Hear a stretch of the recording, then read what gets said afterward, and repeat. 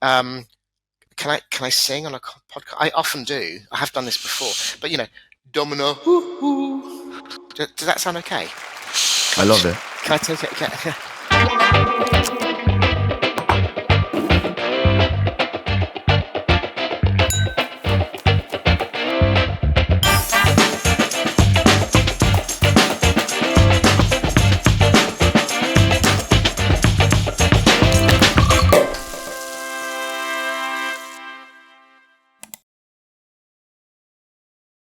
Hey Dan, thank you for accepting the invite and welcome to A Glass of Marketing with Joe. The format is pretty simple. We're gonna have a glass of wine while talking about marketing, of course, and then we talk about personal growth and professional growth as well. But before getting started, what are you drinking today? I'm drinking Sancerre.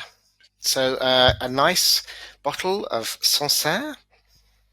Nice. So Not from a special place, just from our local Tesco, but it did look nice.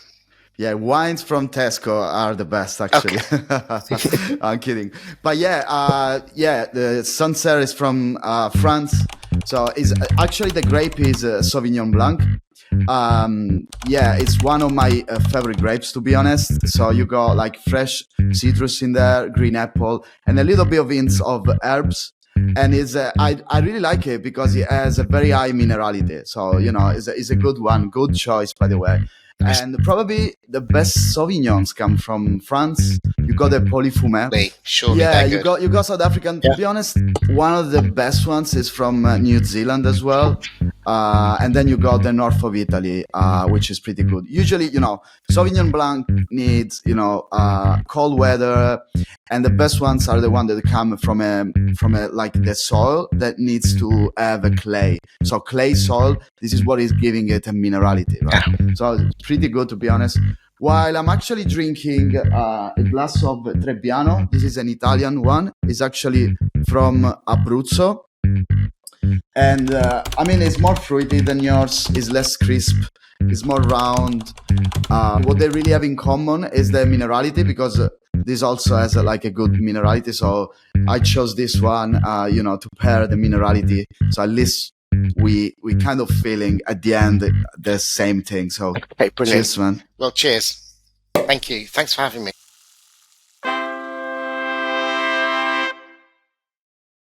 For people that don't know you, Dan, you are the former CMO of Kantar Europe, one of the best marketing agencies. And then you moved to be an illustrator. So you actually wrote 3 books.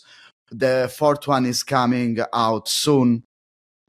So, pretty interesting career. You started in marketing. You're still doing marketing, because I've been following you for years, to be honest. And what I really love about what you do is actually that you illustrate marketing topics. So you actually simplify marketing topics, which honestly, it's great, because, sometimes people spend weeks, months writing books, writing pages, and then you're able to actually simplify the concept in just one drawing, right?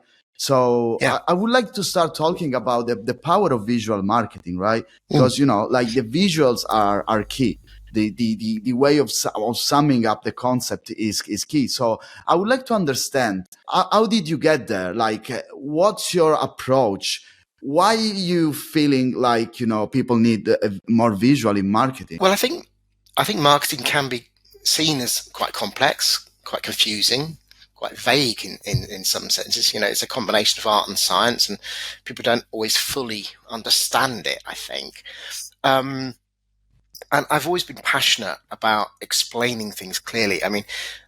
When I started my career, I was actually in market research, so I was trying to explain findings to clients who wouldn't understand the research. They wouldn't be interested, but you had to explain the insights as clearly as possible. And then in marketing, of course, you're trying to convey ideas in a compelling, succinct way, to get people interested in what you're doing, and to understand it. So I've always had this interest in distilling meaning as simply as possible. And I'm a very visual person. I've always been very visual. And so naturally I would do doodles. For years and years, I've been scribbling frameworks, diagrams, cartoons, anything to help me remember. And then I've drawn on those in recent years to help explain to others. And it's great. It's great. I'm like you. I used to do graffiti. I used to draw a Right. lot, and I love drawing. So you can tell from the intro of this YouTube channel. Mm.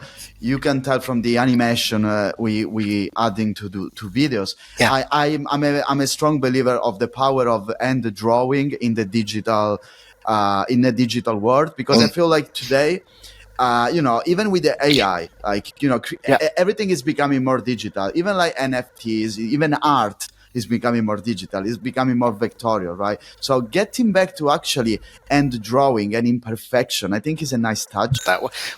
Why do you say imperfection? You like that? Yeah, I love it. I love imperfection. Okay. I feel like this is what end drawing is giving, right? Because like you Mm. never perfect. Every Yeah. drawing, every letter will always be different. Like us, we're always different. Every Right. second we're different. Even if I try to repeat the same phrase 10 times, this is gonna change, right? And I feel this is the beauty of life. This is the beauty of human beings, right? And I feel like we kind of killing it when we looking for efficiency, right? And Yeah. efficiency, of course, today. Imperfection, and that's what AI does. It's like a perfect distillation, a clinical distillation that's kind of Exactly. average and perfect average. Yeah. Interesting. Exactly. So I feel like in a society where everything is going to efficiency, everything is looking perfect, we need imperfection. You know, We a need weird thing that you might find interesting is sometimes I will do my drawings. Yeah, and I have a certain style, and I try and keep it consistent, obviously for branding purposes. But sometimes I will draw something by fluke. Yeah, that is too perfect. Like it just looks too good, and I almost have to kind of no. I need to redo it.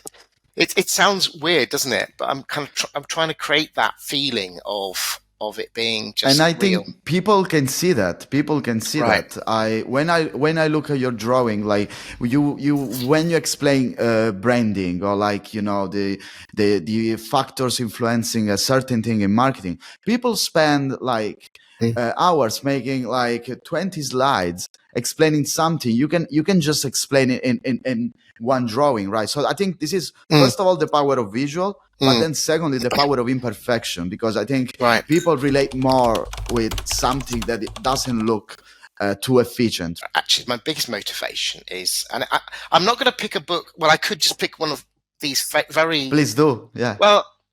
Okay, I will. Okay. Um, it's a famous old book about marketing. It's very good. It's very good. Um, but look at it. Can you see? Right. Look. It's long, right? It has. It's just words. Now, I know words are important. Of course they are, because they convey ideas. But I'm not a kind of person who can easily just read through 500 pages of words. I've never been that. And I know that there are a lot of other people out there who just don't like absorbing information that way. Some people like talking to people. Some people need illustrations and drawings to kind of fire their imagination. So I'm trying to cater to that market. I love it. I love it.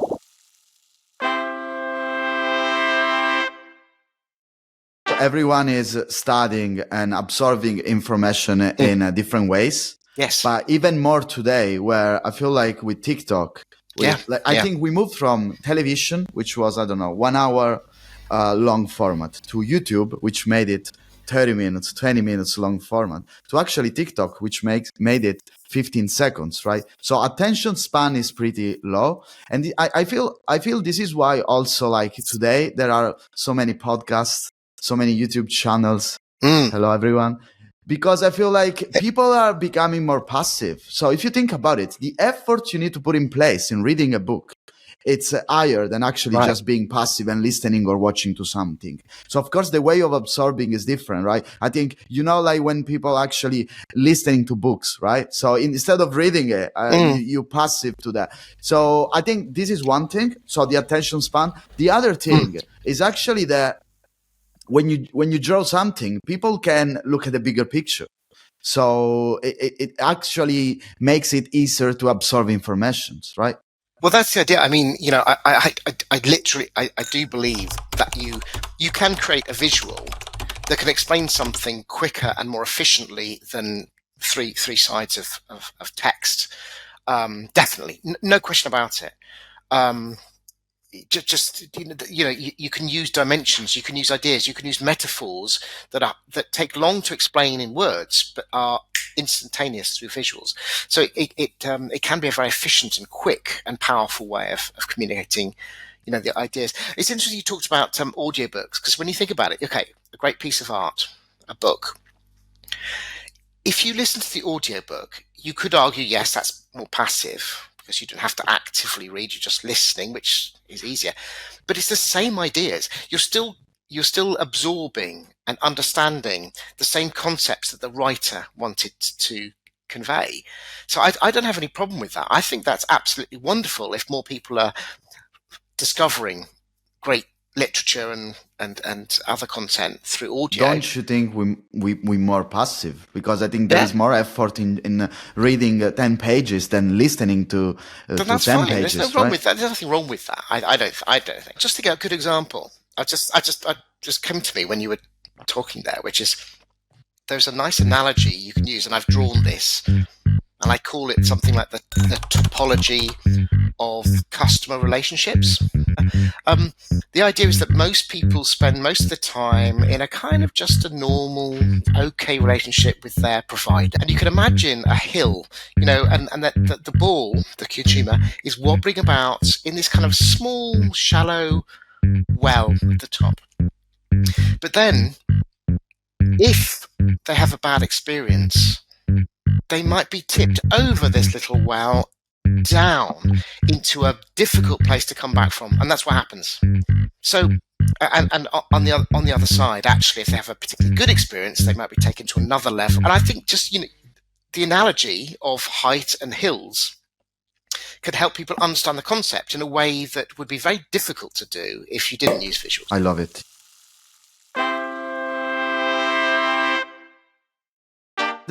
Can I make an analogy and say the art of simplifying things in marketing, in communication, can be also translated in life? Do you use the same concept in life then? Do you think it could work?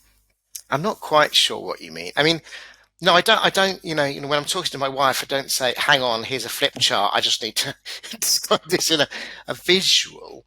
But I think there is a principle there, which is that you know distilling things to the most important essence, and getting rid of the things around the edges that are not important. Don't you think we overcomplicate relationships? Don't you think we overcomplicate situations, right? No, well, relationships are complex. I don't know if I don't know if we overcomplicate them. They just are complicated, I think. But I don't know whether you can simplify them. I'm not sure.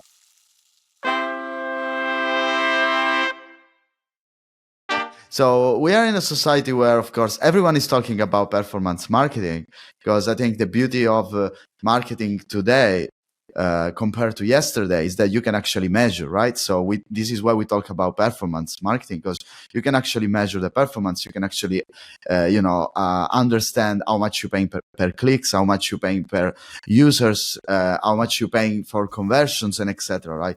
But in a society where we can measure everything, don't you think we're losing like creativity a bit? Because I feel like sometimes we forget that behind those ads there are people. Don't you think we're losing a little bit of creativity and uniqueness? I do. I mean, just because you could measure something, it doesn't necessarily mean you're gonna optimize your opportunity. I mean, I think a lot about. I play Scrabble on Scrabble Go on my iPad all the time. I love Scrabble, and it has a lot of advertising. Okay, all the time, every kind of few minutes, and I'm too stingy to actually pay for the upgrade for the free one. Anyway, but the thing is, you get to experience a lot of ads, which is useful for my job, and you find the same ad or a very similar ad you can see how the advertiser or the media agency or whoever it is exploring different alternatives of the same ad, but they're all rubbish. Right? I mean, seriously, you sometimes just have an ad showing a game or something that they're trying to advertise, and they have a little window of some random person talking or playing it, and it's like, and then you see another version and another version, and you think, but they were all rubbish.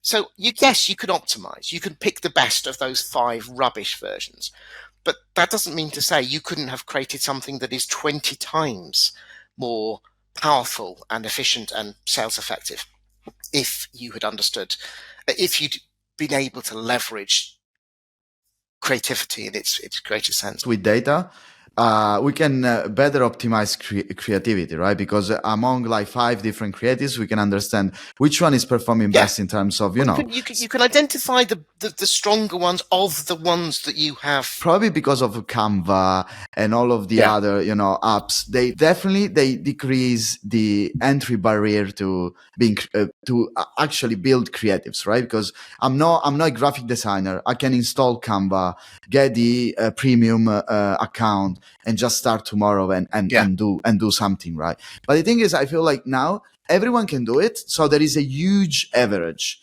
But I feel like it's pretty hard to find like good stuff. Yeah, there is, in my opinion, that there is a lot less of the good stuff, and actually, I think AI has changed things a lot.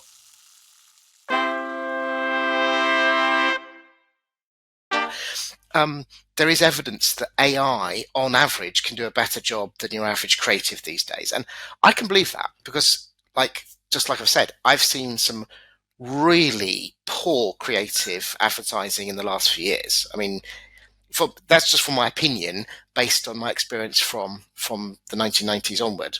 Yeah, as in the standard of creativity and originality and engagement has gone down, no question, in my opinion.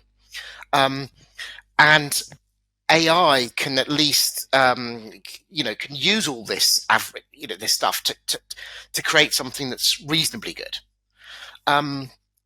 Which is kind of sad, and it kind of means a lot of people are going to lose their jobs. But they probably should, because they're not really doing a very good job in terms of creativity and creating visuals and creating a copy that's effective. But to be honest, with advertising, there's always been outliers. It's been okay. It's like a normal distribution. Yeah, you have a lot of average content, but you occasionally have exceptional content, and those are the one that it's that advertising that drives exceptional growth. And I don't think AI, well, certainly not now, is equipped. The way it works is unlikely to be able to come up with something totally original and creative and powerful like that, because it tends to the average, because that's how it works, right? So we still need, in fact, more than ever, we need true original creativity. Exactly. No, and if it makes you feel better, I try to ask Midjourney or ChatGPT to actually do the work you're doing. It's impossible. They will never do it, for now, at least. Well, for now. But I feel like we still need a human being to find. I don't know why, but I'm a strong fan and believer of imperfections, and AI will never be imperfect. No, it can't. Well, maybe it can in future, but yes, it's not its tendency, because it has to draw on the totality, doesn't it? And I feel like, of course, can be very perfect in some ways, but what I really think it's then creativity, right? It's being different. And being different, being unique, can only be humans, right? I think so. Well, I don't know, because I don't understand AI well enough, and maybe it will change. But okay, Domino's. I was one of the judges of the IPA. For my Italian friends, I love Domino's pizza. By the way, pizza. It's a pizza. Yes, it's pizza. I think it's a US brand, but it's everywhere, isn't it? Yeah. Now they had incredible success from their campaign. Can I sing on a podcast? I often do. I have done this before, but Domino. Does that sound okay? I love it. Can I take it? That was in tune. Okay, that's fine. Now I don't know, could an AI have come up with the idea of singing or yodeling domino? It feels so random. I don't think so, at least not now. And yet that campaign and that distinctive branding device has been very, very effective to build the mental availability, the salience of the brand, and it's done very well. And the effectiveness paper proved that it had a massive effect. So yes, so at the moment you can do averagely good stuff through AI, but if you want the exceptional stuff, you need humans at the moment.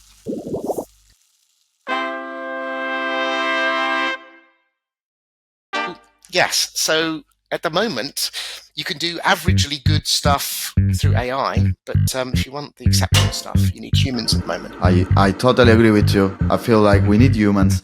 I feel like ChatGPT AI is the super smart, underpaid assistant that we were looking for, right? Because if you think about it, it's an assistant. Exactly, a brilliant, perfect, very rounded and very eloquent and grammatically perfect assistant. Not which makes sense. I mean, I'm not an art director. I work in paid media, so I'm more like analytical. I always say I'm creative while being analytical, but I feel like it's great in terms of brainstorming, right? Because if you think about it, you need like a mood board, right? Something like to show you different topics and stuff. Like it will do it in 30 minutes, even less. It's so brilliant for that stuff. I played again with Midjourney as well. Yep. And I was thinking, surely this would be brilliant for coming up with concepts for things like packaging. So I played around. Imagine you've got a new brand of, I can't remember what it was, fruit juice, and you want to associate it with kind of Oriental well-being, and it will come up with like 10 actually very interesting options that you can explore and develop and test with consumers and use that for feedback to make it better. So totally agree. You're right. A lot of the sort of, it won't replace the high level thinking and creativity, but it will and has already replaced a lot of the mid and low level.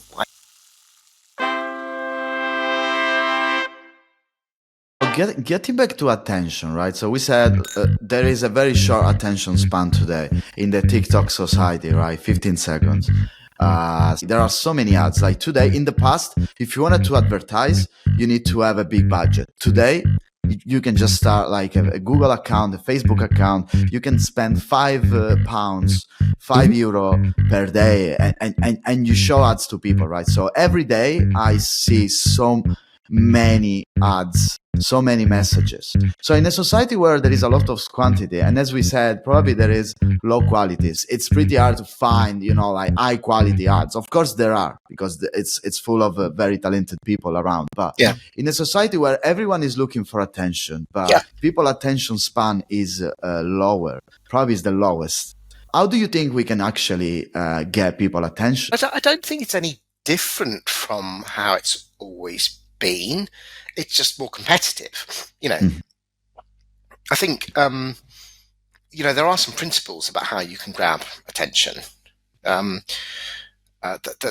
probably haven't changed that much, despite the change in media. And yeah, you're right that there has been a drop in attention span a little bit, because of the media that we all consume. But I think there are principles. So, for example, we tend to pay attention to things that are out of the ordinary, things we have never experienced before, odd stuff, distinctive stuff that stands out.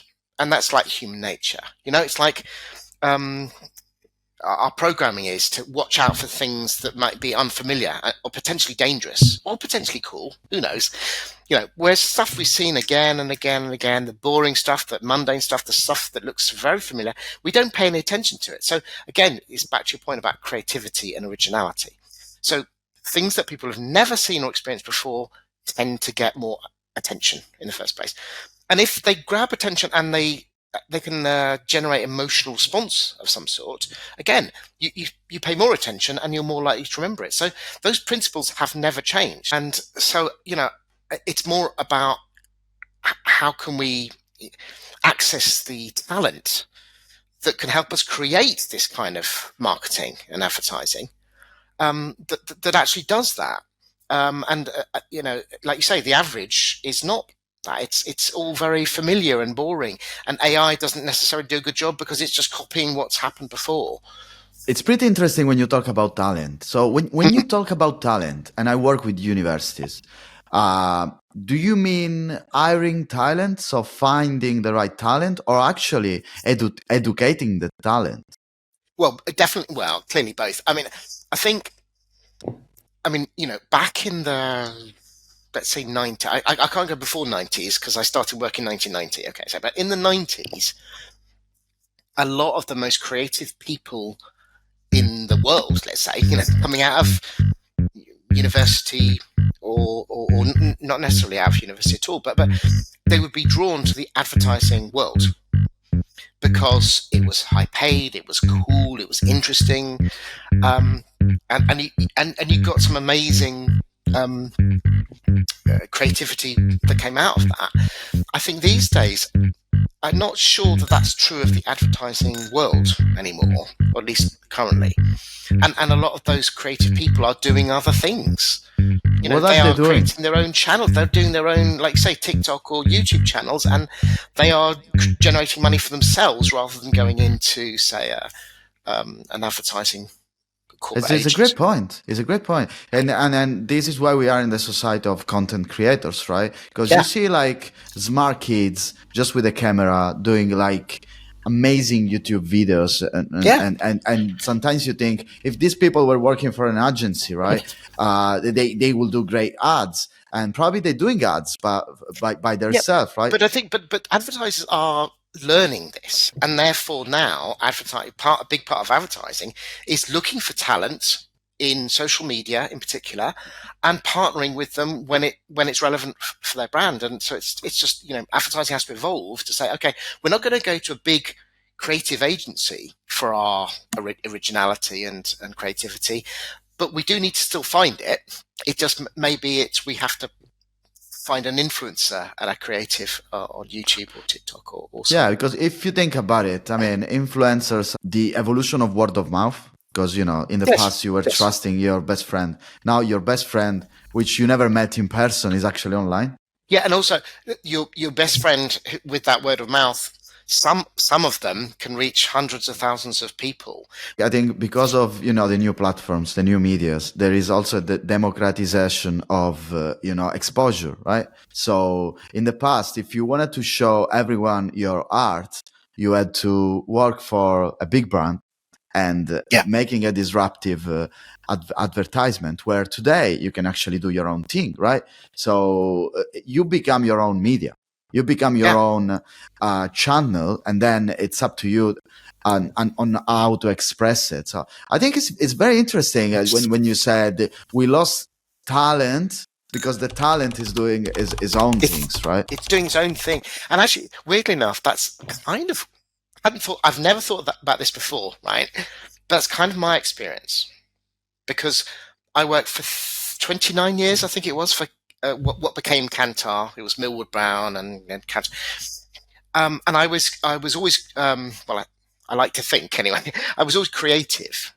But my creativity, yeah, my individual creativity was used to create Kantar products. And then later, advertising and promotions and events that promoted the Kantar brand, because that's who I worked for. But no one had heard about me. And the things I had done, yes, a lot of them were successful, very successful. But that was I was contributing to a corporate wealth. And then 5 years ago, I thought, no, I'll be honest with you. I didn't just think this. I was made redundant. I've got to be honest with you. I was made redundant, although I was also ready to be made redundant because I wanted to do something new. Just, I don't want people, to think that being made redundant is a bad thing. It happens to us it'll happen to so many people in corporations. Anyway, You know um, how many women they made me redundant. yeah, well, exactly. Yeah, exactly. But, no, wait, I forgot my thread now. Yeah, but the point is, after that, I thought, well, okay, from now on, I want. I have no idea whether this will work or not, be successful or not, but at least I want my creativity to be attributed to me, and that's why I built a certain brand, and I always have my signature, and I have my same colours and style, and I've tried to learn use what I learned before. But the point is, I became my own little channel, like you said, my own little, and it's kind of working in the sense that the stuff I produce now reaches large audiences because hopefully people like it. That's the I idea. feel like big corporates, but in Mm. general, brands, corporates Yeah, are afraid of personal branding. I feel like they sometimes they don't like when some of the people that working for them are actually exposing themselves and doing their own things. well, you can see why, can't you? Because that's not the corporation, that's the individual, and they can go off But and do their own thing. yeah, but don't you think that because now I'm seeing more and more actually corporates wanting to have their Ah, CMO actually becoming famous. Actually, I've seen in some cases where that was the opposite. Like these people were influencers outside, and those brands were hiring those people, being like, "Come to me. I give you the position you deserve. First of all, because you did it yourself. So if you did it for yourself with the small amount of tools you had, you think can if I give you imagine. millions Yeah, yeah, people, and then you do yourself for us, right? And secondly, like brands spend so much money trying to be people where people are already people, right? So why not using your employees as your spokespersons? I feel like bigger corporates sometimes they cut your creativity, right? When you're younger, you have a lot of energy, right? And as you said, if they know how to use it, they are not threatened by your energy. They can use it in the right way. And I think this is the key of a good leader, of a good manager, that people they can actually take your energy yeah. and use it for the best. But I feel like if they manage to do that in the right way, I think they can get value for both. I think people have people's attitudes have changed. The younger generation, they kind of know, they don't want to be exploited. They don't want a corporation to take their talent and extract it and use it for their own gain. They want a deal. If they have talent, then they want to get a recognition. And if that means that they leave after 5 years or 3 years or whatever, then that's fine. And I think that's probably right and fair. Um, Yeah, give them no. the opportunities to do your own thing. People can do their own thing if they've got the talent to Yeah, do it. I feel like it's recognizing your own value, because of course I don't want to give the wrong message. I feel like everyone should also work hard, and sometimes you need to be unsatisfied in order to find satisfaction afterwards. So I feel like we all need to go through some time of exploitment, if you know what I mean, good exploitment, right? So What yeah, you think it's good. everyone should be exploited at some point in their life? No, no, No? but I feel like at some point I think it's good to Mm. go through some exploit, like you know what I mean, like Hardship kind of concept, yeah, or like for example, my at the beginning of my career, I yeah, spent like a year just writing reports, right? yeah, And something that of course AI can do now, but like we could have done it in other ways. Like we could simply have like a dashboard. Like you don't need me to work on Excel like yeah. Okay, for a month, right? But I feel like going through that made me understand what's behind it and gave me the right attitude to go through hard periods, if you know what I mean. yeah. No, it's interesting. That's just an interesting concept about whether going through, that kind of harder grafting phase is as we used to say we tend to say in England, character building. You know, Yeah. I guess it is, but is it necessary? I mean, given modern society and with automation and artificial intelligence, a lot of the grafting is not really that necessary anymore. You know, a lot of those things have become automated or easily done. Yeah, but I think there is a like like a fine line between like don't getting exploited, but at the same Yeah. time being too soft. You know what I mean? Where you can handle stress, where you can handle pressure, and you will have pressure in life. Like you have stress in life. So I think there is a fine line between being too hard and being too soft, if you know what I mean. You sound like you're more like about 60 years old, you know, than. No, I'm not. Sorry, I'm not being rude. I hope I haven't offended. But you tend to. I have heard that kind of impression from the older generation, Mhm. rather than. And I consider you the younger generation compared to me, Thank you. obviously. Yeah. No. Um. Yeah. I don't know. I used to think that. I'm not sure as much anymore about whether that kind of, that idea of having to go through difficult times makes you stronger and better. I don't know. I have no answer to this. I'm curious about it, about whether or not it's true. It's a great discussion. I mean, Mm. of course, I don't feel like we all need to live our times to enjoy, good times. But it's like I feel like there is no sun with no rain, right? Ah, yes, So you know what yes. I mean. I No feel like highs you need without to views. Like, yeah, yeah. to give you another example. I come from south of Italy where it's always sunny, right? I Hmm. got to a point where I was like, oh, it's always sunny for me. It's normal. Then Mm. I moved to England 7 years ago, and it was always raining. Not always raining. By the way, people say that in England it's always raining. It's It's not not always true. It's raining. not It's not factually. true. It's not Yeah, factually exactly. correct, unless you're far. You live far on the west or so. Where do you live? Where do you live? I mean, I live in London. I'm based in Yeah, Canary well, in Wharf. which case there's actually not Yeah, that much rain at all. yeah. South of England is not that rainy. Anyway, um, and I started appreciating the sun even more, right? So I prefer the sun in England than in Italy because when it's Right. sun in England, it feels like great. Where in Italy, Oh, I when it's see. sunny every It's day, like you a know what I mean? treat. It's a treat. It's a Yeah, yeah. special moment. Less a rarer thing. Yeah, got it. No, it shouldn't be the same with work, of course, right? I'm not saying I'm not saying that, but I'm saying that being able to go through hard times Yeah. allow you to treat people better and be stronger. Be So stronger. Okay. Yeah, of course, resilience and strength, and it helps build your resilience. Yeah. exactly.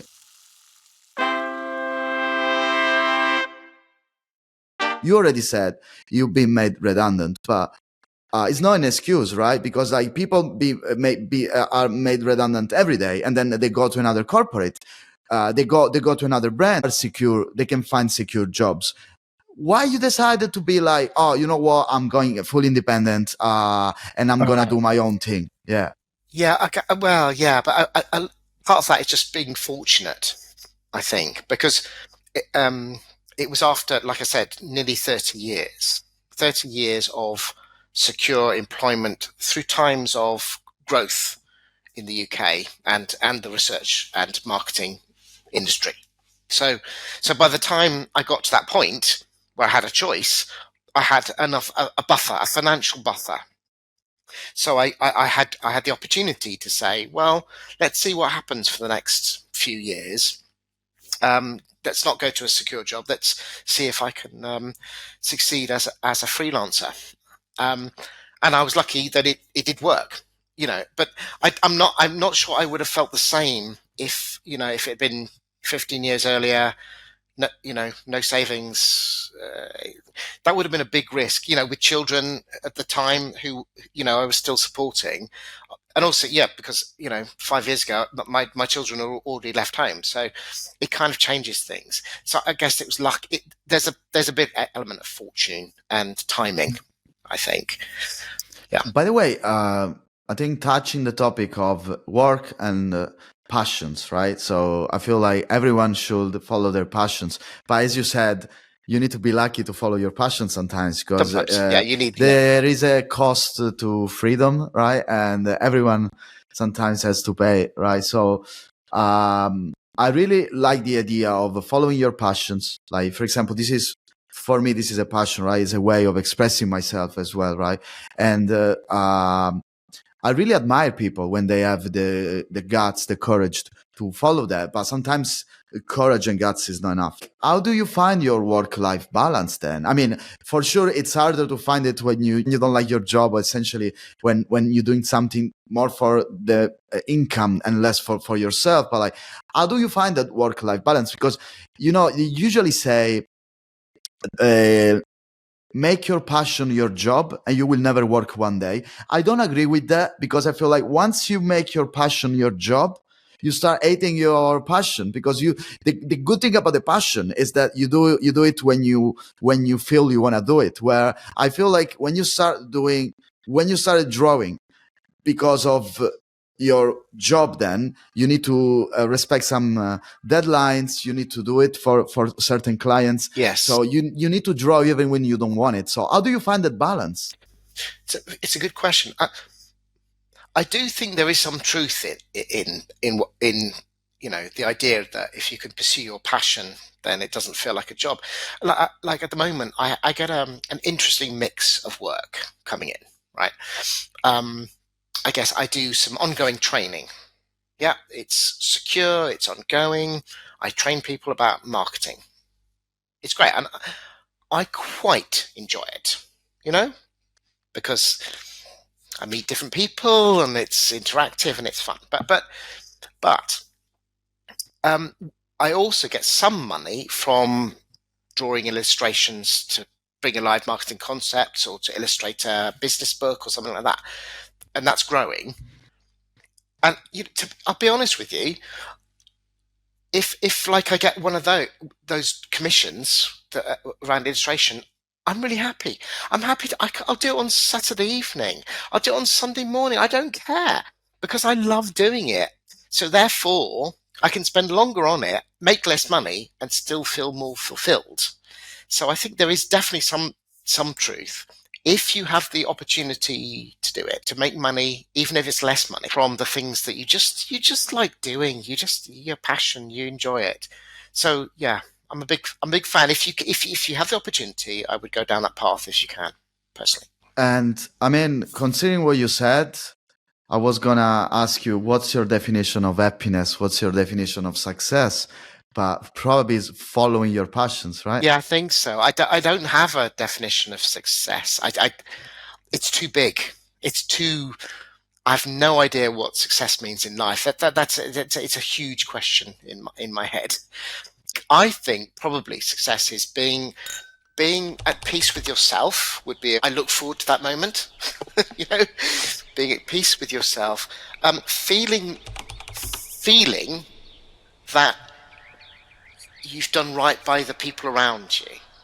Yeah, the feeling that you have contributed to their happiness and success. That feels like success to me. I guess connected to that is just the feeling that you've done kind of more good than harm in your life. Feels like that'll be fine. I've done more good than harm in my life. I feel successful. You know, I mean, money is something that may help you do that.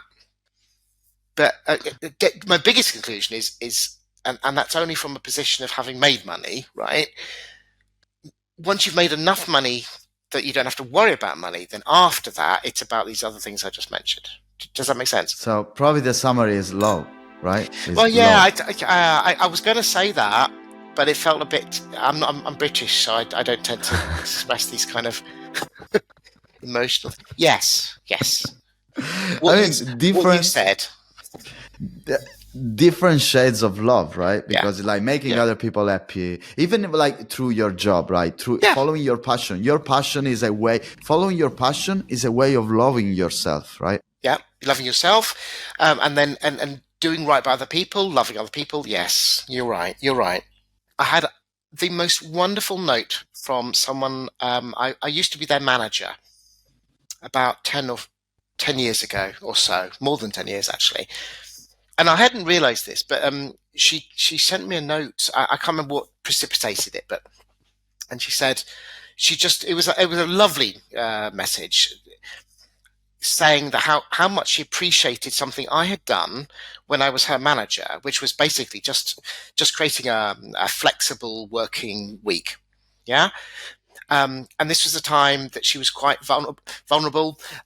She had a young child, problems, relationship issues, and she needed flexibility in her life. But she was great. She was clearly brilliant, absolutely brilliant. And so we said, yeah, okay, fine. And then years later, she said that was really, really important to her in her life. And I thought, really? Oh, wow, that's so cool. So I'd done something just anyway. I'm not trying to show off. I'm just trying to say that sometimes just trying to do the right thing means you're helping people around you. And for me, that feels like success. That feedback I got made me feel like I had some success. Look, this makes me Yeah. think about one of my passions, which is also kind of my other job, which is like teaching at university. I teach digital marketing at a university in Milan. And the first moment I got in my first class, I realized that I wasn't teaching digital marketing at all. I was kind of mentoring and helping people finding their passion and Ah, finding a path in life. And that makes me super happy when even like my words can change the just a little 1% bit. of Yeah. someone's life. And when they come back to me years later saying, look, by the way, what you said in that break, by the way, not even during the class, Yeah. during that coffee, that changed my life, that makes me feel like the happiest person in the world, to be Yeah, honest. yeah. Okay. I think we have defined what we believe is fulfillment. Ah, love it. Love it. Thank you. Dan, thank you for accepting the invite. That was great. Cheers to fulfillment then. Yeah.